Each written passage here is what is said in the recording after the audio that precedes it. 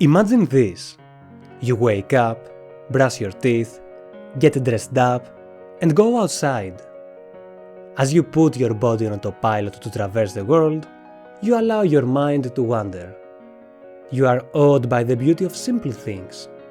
The sky is looking marvelous today. The trees dance in the rhythm of the passing gust. Through your mind's eye, you already see the wonderful evening you have planned with your partner. You are excited about seeing your friends in a few days' time. Oh, how fun it will be when you all get together after so many weeks! Probability of morphing these past thoughts into memories, 0%.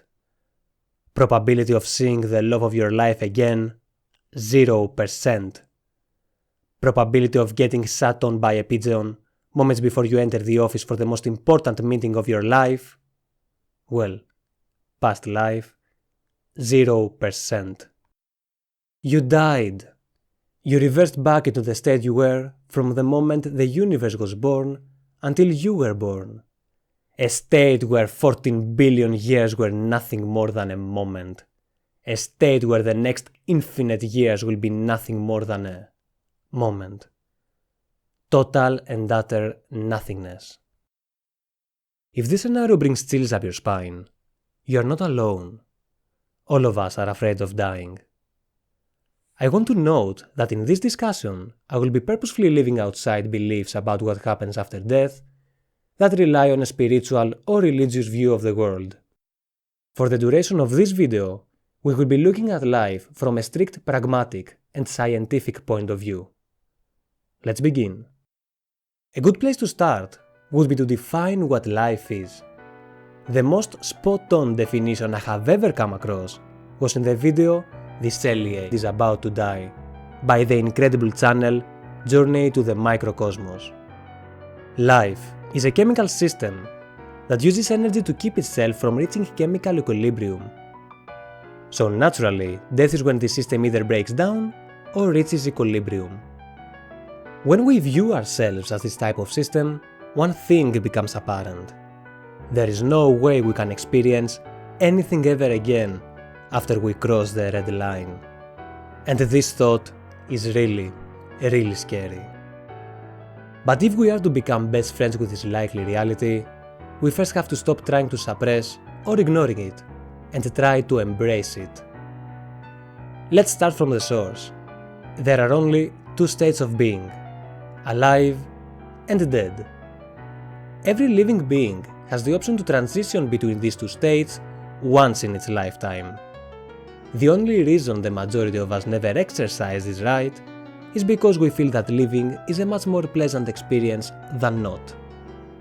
The thought of waking up in the morning and facing the world with its good and bad ends on a more positive note than putting an end to all of this. The only people who choose to transition from a state of being to a state of not are the people whose dissatisfaction with their lives is so great that the thought of them not experiencing the world seems the more pleasant option. So much so that it overwhelms the fear of the ultimate unknown and pushes them to take the last action of their lives. This fear only grows the more pleasant and enjoyable our lives become. And that puts us in a difficult situation. Either we despise living and yearn for all of this to end, sacrificing our own opportunity to be something more than a scattered collection of atoms that once together formed a conscious soul and a body from which we could chase after meaning and purpose, or we fall in love with existence, and the more we enjoy ourselves, the more we become good friends with happiness, the more the ever-looming presence of death and the chance this could all end in a random instant hunts us under the starry sky, when we are more commonly left alone with our thoughts. How I wish we were all brought into a world where no one could ever die, neither by falling or starving or stabbing, that we could live forever, for all eternity. I am absolutely certain that no one would ever get bored some thousand or millions of years down the line. No one would ever just get tired of living. I don't foresee a future where people would put all their resources into creating some method that could end all this meaningless suffering and dullness. I mean, imagine how great it would be to have the time to do everything. And when you have done everything, then do it again, and again, and again, and again. Even the scenario of eternal life sucks. Maybe the best thing a conscious soul could ever ask for is a finite life, long enough to enjoy it, but short enough to not get bored and tired. Maybe we don't get to choose the years we spend on this space rock, and maybe life isn't as long as we would have wanted. But complaining about wanting a few more years when A got the chance to exist, while also B not having to watch black holes evaporate for entertainment, seems a little douchebaggy to me.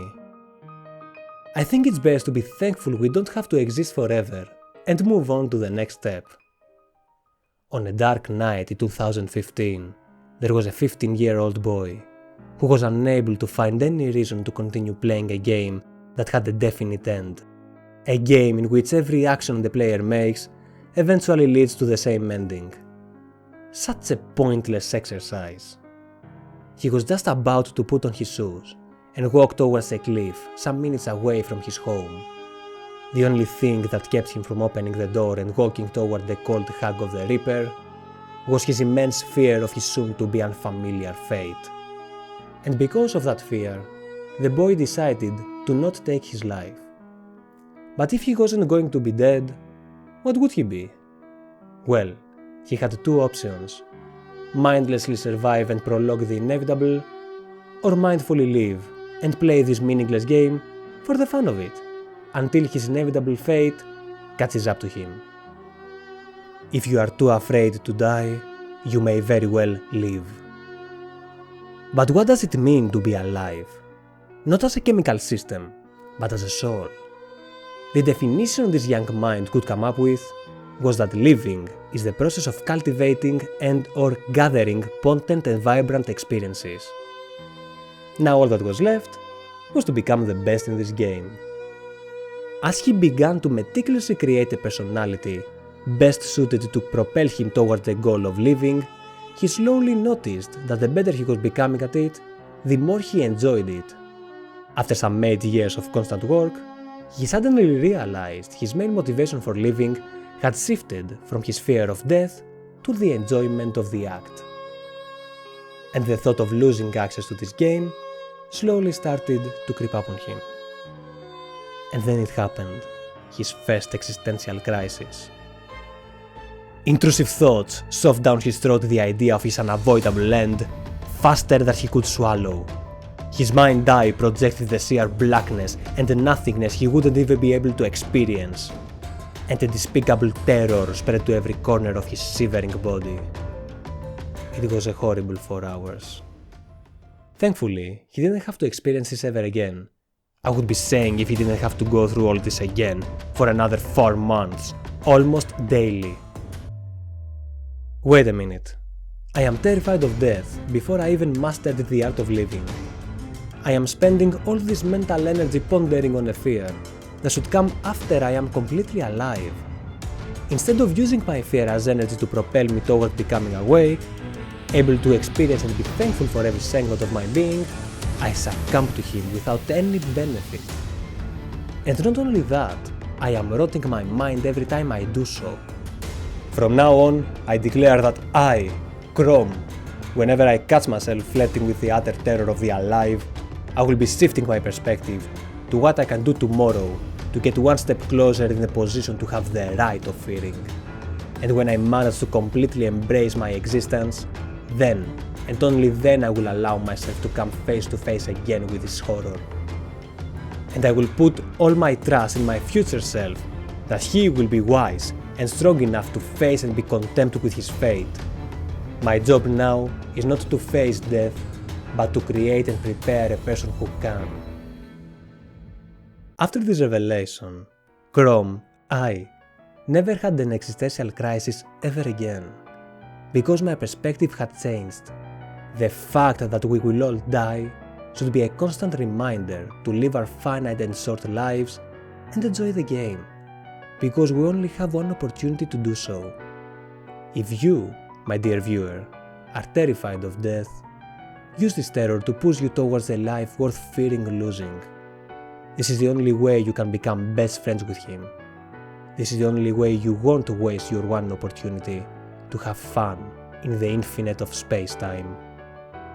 Thank you for watching, and I wish you a great rest of your day.